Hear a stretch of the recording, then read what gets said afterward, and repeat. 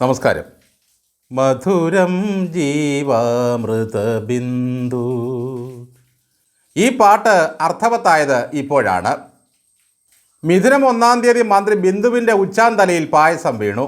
അത് നല്ല ചൂട് പായസം.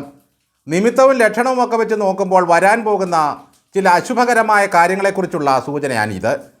വരാഹമിഹിരൻ്റെ ബൃഹസംഹിത എന്ന വിഭാഗത്തിലാണ് ശകുനങ്ങളെപ്പറ്റിയും നിമിത്തങ്ങളെപ്പറ്റിയും ഒക്കെ പറയുന്നത്.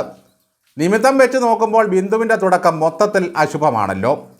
കയ്യിലെത്തുന്ന ഉരുള വായിലെത്താതെ പോവുക, വായിലൊഴിക്കേണ്ട പായസം ചൂടോടെ തലയിൽ വീഴുക, കുമ്പിടാൻ പോയ ദുഷ്ടമൂർത്തി കാരണം പേരുദോഷമുണ്ടാവുക, ബിർണാണിക്കാരൻ ശംഖുവിൻ്റെ വരെ ട്രോളുകൾ ഏറ്റുവാങ്ങുക. ജയം കഴിഞ്ഞ് അതിൻ്റെ സന്തോഷത്തിൽ KPCC ഓഫീസിലേക്ക് കടന്നു ചെന്നപ്പോൾ അപമാനിക്കപ്പെട്ടു. ആരോടും ചോദിക്കാതെ അനുവാദം വാങ്ങാതെ ബിന്ദുവിനെ ചെറിയാമ്പിലിപ്പ് കയറി ആശ്ലേഷിച്ചു. വനിതകൾക്കുള്ള സൗജന്യ യാത്രയുടെ ഉദ്ഘാടന പദ്ധതിയുമായി ബന്ധപ്പെട്ട ഇന്ന് ആഹ്ലാദ നിമിഷങ്ങളായിരുന്നു സകല UDF വനിതകൾക്കും. ഉദ്ഘാടന പരിപാടിയുമായി ബന്ധപ്പെട്ട KSRTC ബസ്സിൽ യാത്ര ചെയ്യുമ്പോഴാണ് ബിന്ദുവിൻ്റെ തലയിൽ ചൂട് സേമിയ പായസം വീണത്. മകൻ്റെ അച്ഛൻ എന്ന സിനിമയിൽ ഹിമോൽ സ്വാമിയായ ജഗദീഷ് ശ്രീകുമാർ പറയുന്ന ഒരു ഡയലോഗുണ്ട്: വറുത്തരച്ച ചിക്കൻ കറി കൂട്ടാൻ മെതിയടിക്കായി യോഗം. അതുപോലെയായി ബിന്ദു കൃഷ്ണയുടെ കാര്യവും. നല്ല ഒന്നാന്തരം സേമിയ പായസം കുടിക്കാൻ ബിന്ദുവിൻ്റെ തലമുടിക്കായി യോഗം. എന്തായാലും ബിന്ദു കൃഷ്ണ കുനിഞ്ഞിരിക്കുമ്പോഴാണ് തലയിൽ പായസം വീണത്. മേപ്പോട്ട് നോക്കിയിരിക്കുമ്പോഴായിരുന്നെങ്കിൽ എന്താകുമായിരുന്നു സ്ഥിതി?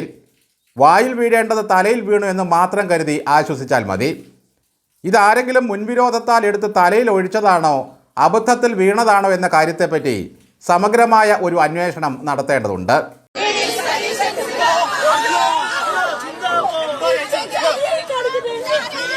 BJP MLA V. മുരളീധരൻ പിള്ളേർക്കുള്ള മധുരം ഡെസ്കിൻ്റെ പുറത്താണ് ഇട്ടുകൊടുക്കുന്നതെങ്കിൽ ബിന്ദുവിൻ്റെ തലയിലാണ് മധുരം ഒഴിച്ചു കൊടുക്കുന്നത്.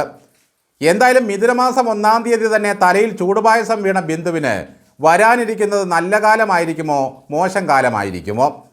കടുക് നിലത്ത് വീണാൽ കലഹമുണ്ടാകുമെന്ന് പറയാറുണ്ട്.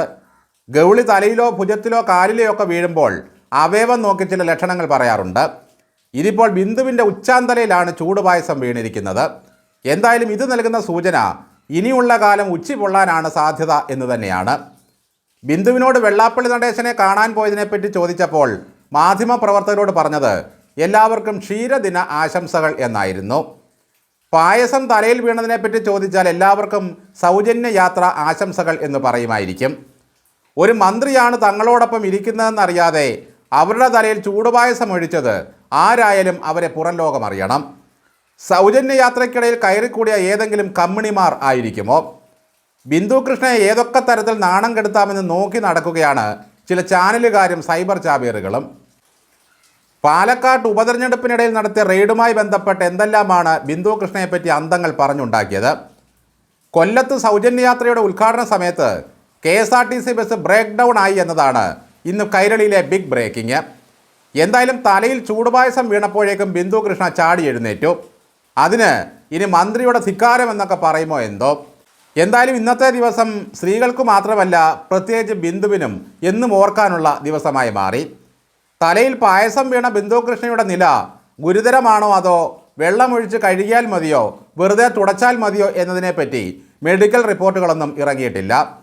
ബിന്ദു കൃഷ്ണയുടെ സ്ഥാനത്ത് വീണ ജോർജ് എങ്ങാണമായിരിക്കണം അന്ന്. കരിങ്കൊടി വീശിയപ്പോൾ കഴുത്തുള്ളിക്ക് പിന്നല്ലേ ചൂട് പായസം വീണാൽ.